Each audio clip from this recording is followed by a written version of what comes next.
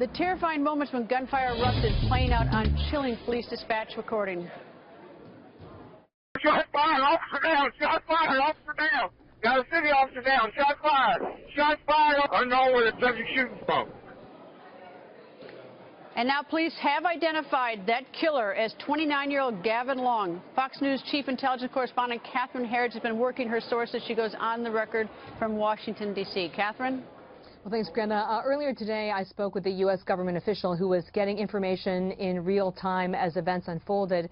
And he told me that the initial piece of intelligence that the cops were working with is that they had a guy with an AK-style weapon with a bulletproof vest, and he was either on foot or in a vehicle. And based on what we heard on the news conference this afternoon, that lays out a couple of different scenarios, that he shot some of the cops, and then as they arrived on scene, he continued the shooting, or he was in a vehicle at one point and he was able to spray the cops, which I think helps explain the high number of casualties and injuries, Greta.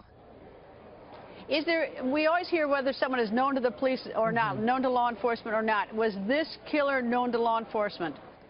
Well, what we know tonight is that police are descending on his home in Kansas City, Missouri, and they are doing so with their weapons drawn. And earlier today, our affiliate there in Kansas City went to that last known address for Gavin Long and said that when they approached the house, that the guy who answered brandished a weapon in an effort to get them to leave the property. There are reports this evening that he was a member of anti-government groups. We have not independently confirmed that, and certainly we have heard nothing from our contacts or at that news conference earlier this afternoon that he was known to police and considered a threat, Greta.